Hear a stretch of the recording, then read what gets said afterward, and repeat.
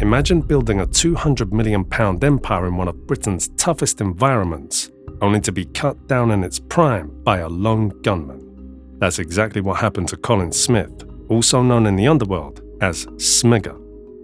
He was one of Liverpool's most mysterious and powerful drug lords. This was such a clean and brutal hit that it left investigators and gang leaders bewildered. What exactly happened, and who can truly claim responsibility for such a brazen hit? Let's take a look. To the people outside of the crime ring, Colin Smith seemed like an ordinary family man. He was a father of 5, living quietly in Highton, dropping his kids off at football practice with an unassuming Ford Mondeo. Neighbors remembered him as humble and respectful, a nice fella who always nodded hello and never drew attention. He even ran a modest local business and avoided flashy watches or designer clothes, often wearing plain shirts even though millions quietly flowed through his accounts. Those who knew him saw a humble figure.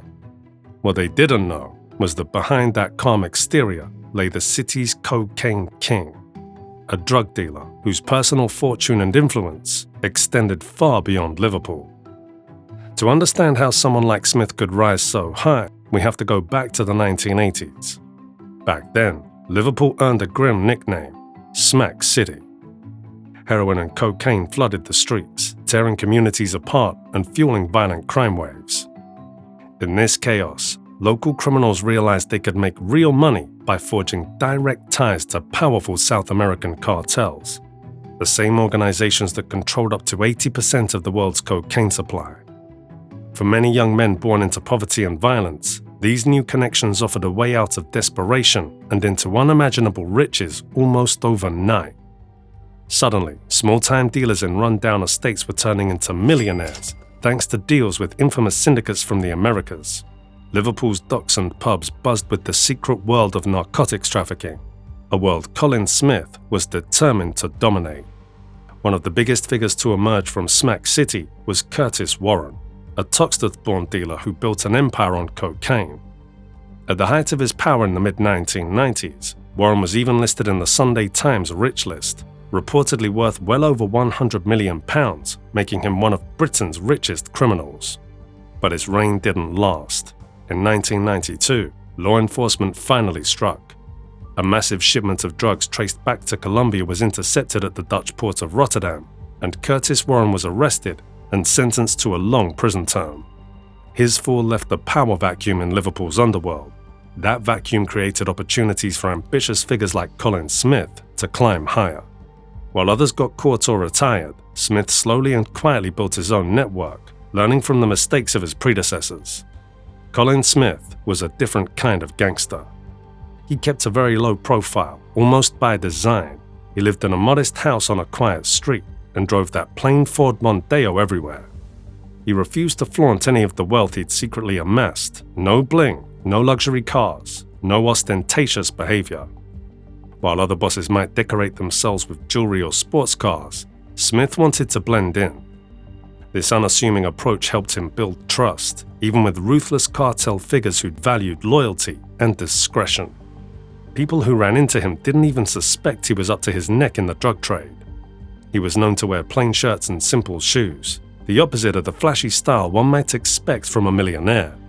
It was exactly this invisibility tactic that became his strength in the cutthroat game of international drug dealing. Right at the heart of Smith's operation was Stephen Lawler, a man who began as Smith's bodyguard and quickly became his closest ally. Lawler was no ordinary muscle. He ran a nightclub bouncer firm that was the talk of Liverpool's nightlife scene. Tough, imposing, and razor-sharp, Lawler commanded respect wherever he went. He was often described as an enforcer extraordinaire. If you saw Lawler's men at a club, you'd quickly step aside. They were chosen for loyalty and muscle. In fact, Lawler was one of the most feared figures in the city's underworld, a perfect lieutenant for a boss like Smith. Over time, Lawler evolved from just a protector into the key middleman for all high-level deals. He developed close relationships with the suppliers and had the charisma to negotiate vast transactions. In many ways, Lawler became the face Liverpool's underworld put forward when shaking hands with cartel representatives. For years, That partnership worked like clockwork. Smith and Lawler had earned the complete trust of their Colombian suppliers. They spoke the language of big money deals, and they had the financial clout to back it up. Every shipment was done on credit, with payment following only after the cocaine hit the streets. The Liverpool team consistently delivered what they promised. In return, the cartel kept sending bigger and bigger loads. Over a decade, they moved hundreds of millions of pounds through these secret routes. Cartel bosses began to see Smith and Lawler as almost family, reliable partners who never renege on a deal. This extraordinary level of trust is what allowed Smith to rise to the top of the UK drug trade, controlling distribution networks across Britain. Both sides were getting rich. Smith's gang sold the product in UK cities, and the Colombian got their cut in cash. It was a simple, lucrative arrangement. Both sides prospered, and neither questioned the other, at least not at first. But in the spring of 2001, everything changed. The Liverpool crew arranged what should have been a routine delivery of cocaine, 500 kilograms to be exact, a haul worth about £72 million once cut and sold on the streets. The plan was straightforward. The cocaine would be shipped from South America to Amsterdam, then carefully processed into 900 kilograms of pure product, and finally smuggled into the UK. On paper, nothing about this plan was unusual. It was exactly the kind of deal Smith's gang had handled countless times before. However, after that load landed in Europe, something went terribly wrong. It was as if the earth had opened up and swallowed £72 million whole. There was no customs report, no police raid, no trace of what happened. The entire operation seemed to vanish into thin air. Facing empty hands, Smith and Lawler delivered the same line they had before any major delivery disaster. The drugs must have been seized by Dutch authorities. "We had nothing," Smith insisted to the Colombians, sounding genuinely puzzled. "It must be on some dock in Holland somewhere." At first, the cartel bosses believed him. They consoled themselves with the idea that maybe it was a simple loss. These things happened, even to the best smugglers. After all, Colin Smith had built his fortune and reputation by keeping his word and making good on deals. In the violent world of drugs, reputation was everything, and Colin had been trusted for years. But the silence from those 500 kilos grew louder with every passing day. Rumors began to trickle into the cartel's ears, whispering a far different truth. Word on the street was that the shipment had not been intercepted at all. It was still out there, intact, and waiting to be sold by Liverpool's crew. The story went that the full 500 kilos was sitting in containers at a Dutch port, untouched by anyone. If that rumor was true, it meant Smith and Lawler had taken the cash and kept the cocaine. It was the ultimate betrayal from the Colombians' perspective.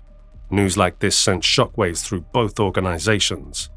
The arrangement that had felt so secure a few weeks earlier was now unraveling.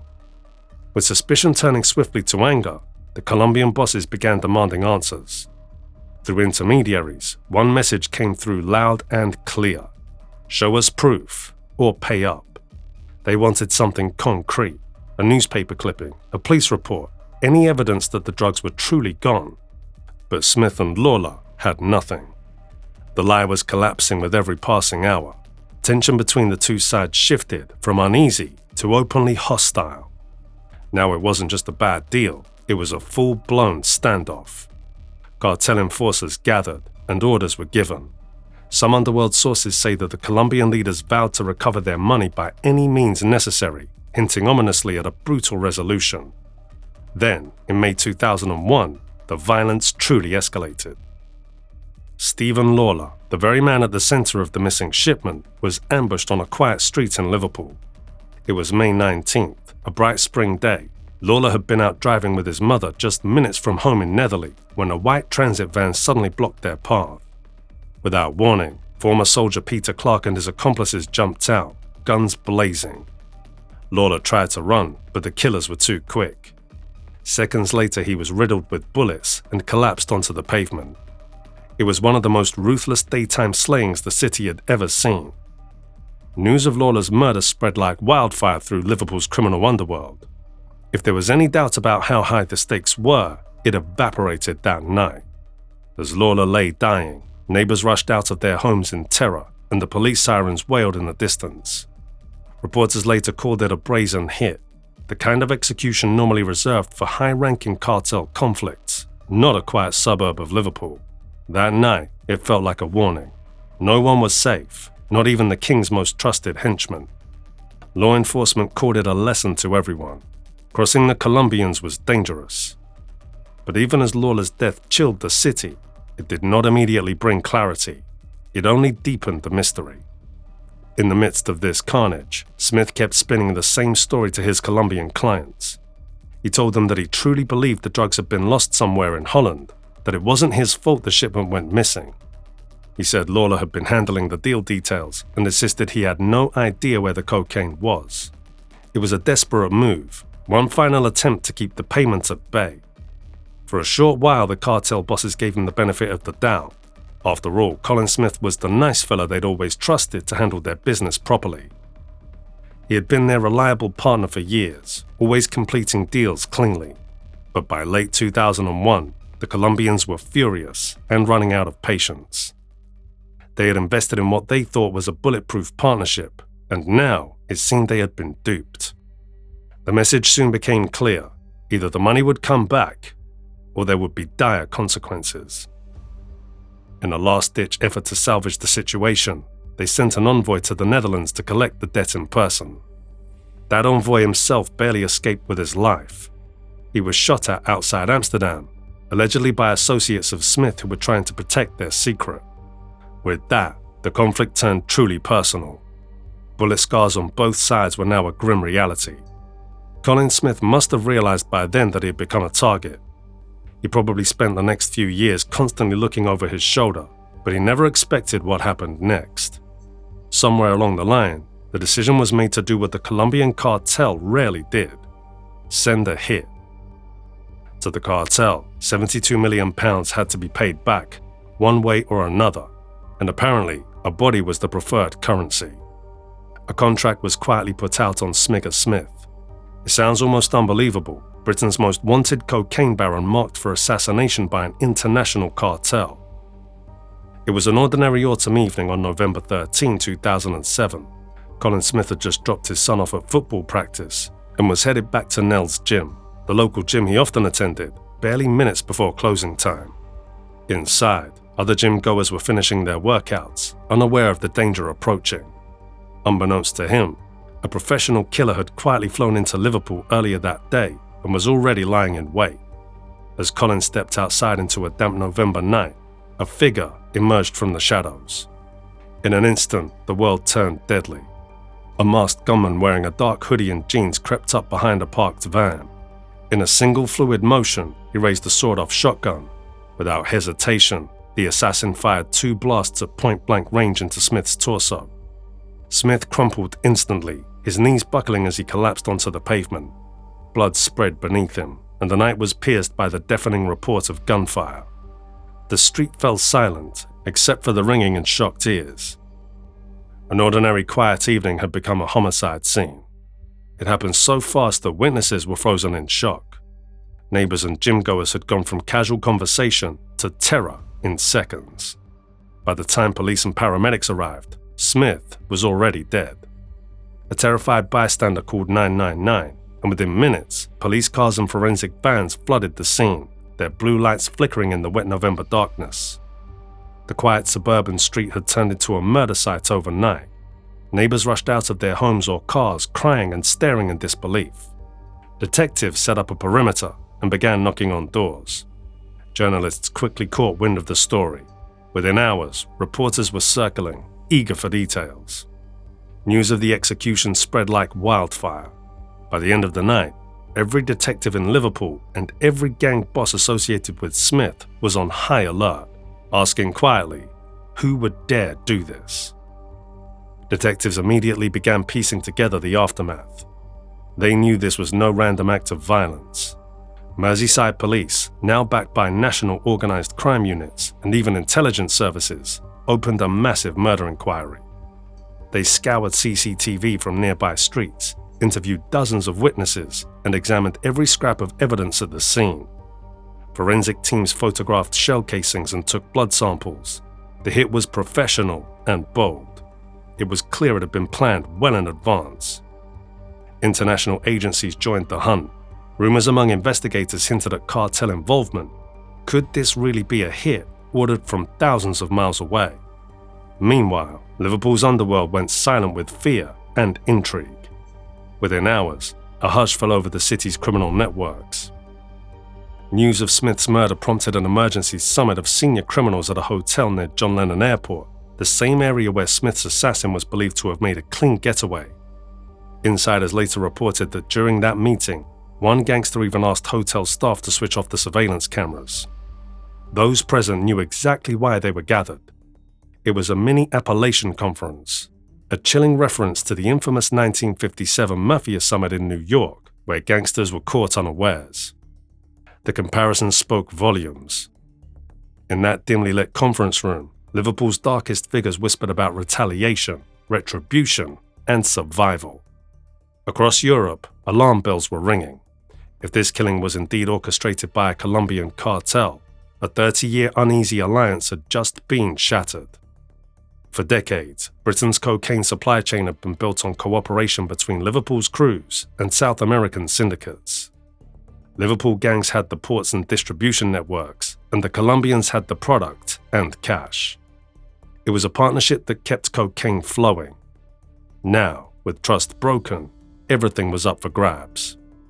International authorities warned of tit-for-tat reprisals.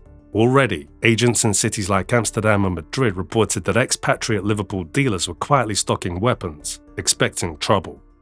The word on the street was to brace for a Maffia-style bloodbath. In fact, there were already whispers of violence abroad. A prominent Colombian drug emissary in Amsterdam was reportedly shot at by unknown assailants, sending a message that no one was safe. It felt like the calm before a storm that could engulf the underworld across borders if either side decided to strike back. Back home, law enforcement intensified their efforts in case of any clue. Britain's Serious Organised Crime Agency announced they had seized record quantities of cocaine that year, openly admitting that Colombian cartels were under close scrutiny. Agents traced leads as far away as Spain's Costa del Sol, a well-known haven for British criminals. Puerto Banús, a yacht-filled marina where Smith and other top traffickers often did business, suddenly became a focus of police stings and surveillance. By that winter, dozens of Liverpool names were on an international most wanted list. Undercover teams were deployed in Europe, and coordinated raids were planned simultaneously. Locally, every park, port, and highway became a potential stakeout. Every tip was chased, and even seemingly trivial pieces of intelligence were logged and cross-checked. The message was clear. The authorities were watching this tit-for-tat very closely and would move at the first sign of further bloodshed. What all of this reveals is the deadly balance of power in the cocaine trade. The Liverpool Maffia, Britain's international drug empire, had deep roots reaching back to the late 1970s. In those early days, men like Tommy Tucker Comerford and a shadowy former docker nicknamed the Banker laid the foundations of a smuggling syndicate. They had corrupt dock workers on their payroll, and even their own contract killing squad, known as the Cleaners, a group of former paramilitaries who enforced loyalty through violence. Those old alliances allowed Liverpudlians to become prime partners for Colombian cartels. The Brits had the port access and contacts to move tons of narcotics into Europe. Together they built a network that crisscrossed the Atlantic. Amsterdam, for instance, became a common base where both sides operated openly. Containers coming from South America could seamlessly find their way onto British streets via Liverpool. When the once feared Medellin cartel was dismantled in the late 1980s, these networks were poised to fill the void. Even after the Cali bosses faced their own arrests and deportations in the early 2000s, the cartel continued under new management, more hidden but still immensely powerful. Today, Liverpool's criminals still control an enormous footprint in Europe's cocaine market, despite investigators' best efforts. This old partnership made both sides rich, until the moment someone took one deal too many. Think about the chain of events. A 500-kilo shipment vanishes, £72 million is suddenly missing, top lieutenants are assassinated one after another, and finally, the boss himself is executed on a Liverpool street. It sounds like a scene from a Hollywood thriller, but it's all chillingly real. How could one man be so enormously betrayed? Each step in the chain seems to make sense only when viewed from the cartel's perspective. The simplest explanation is often the right one. In this underworld, a debt left unpaid is as good as a death sentence.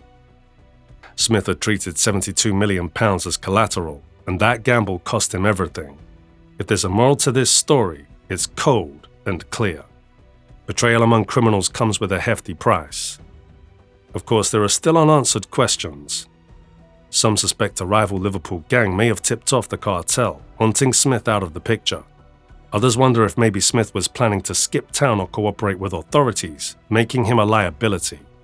Names like Scott Coleman, a notorious Liverpool dealer who fled overseas, have been whispered in the press, but nothing has ever been proven. The fact is, after nearly 2 decades, the case remains unsolved, and those who were involved are experienced at closing ranks. The truth remains locked in the underworld's vault of secrets. Without solid evidence or a witness, the true story remains buried with the dead. In this world, rumors can run wild, but in the courtroom, only evidence matters. In the end, one thing is certain. Smigger Smith's enemies have kept silent, and they may never have to face justice, even as suspicion lingers. Smigger Smith's killing is more than just a shocking crime story. It's a lesson on the brutal reality of organized crime. The Colombian Cartel's reach is truly global and merciless, and Liverpool's gangsters learned that lesson the hard way.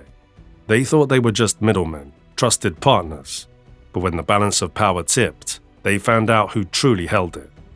What looks like a simple business partnership can turn deadly without warning. In this saga, the bloodiest battles were fought not on the streets, but in boardrooms and loading docks. Today, the death of Smigger Smith stands as a warning to anyone involved in this dark network. Cross the wrong people, even halfway around the world, and the consequences can be fatal. Now picture the murders we never hear about.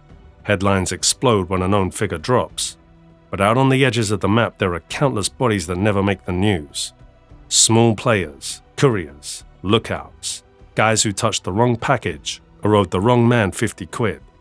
Crime does not negotiate, it punishes, and it never stops to ask if you had a plan for tomorrow. We have watched this cycle repeat across cities and borders. A kingpin is untouchable until the moment he is not. Lieutenants try to step up, foot soldiers vanish, mothers wait by phones that never ring.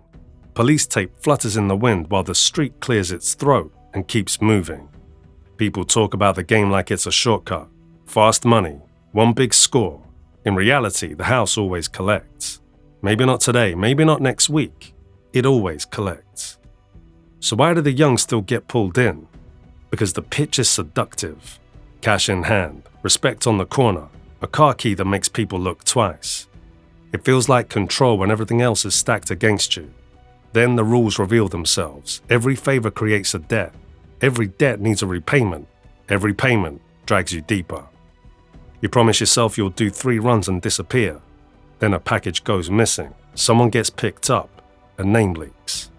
Suddenly, you're not planning a future. You're planning an alibi. There is no clean exit, not because escape is impossible, but because the system is built to make escape a threat. If you walk, you know faces, routes, habits, hiding places. That knowledge makes you valuable and dangerous at the same time. People will try to buy your silence. If money fails, fear takes its place.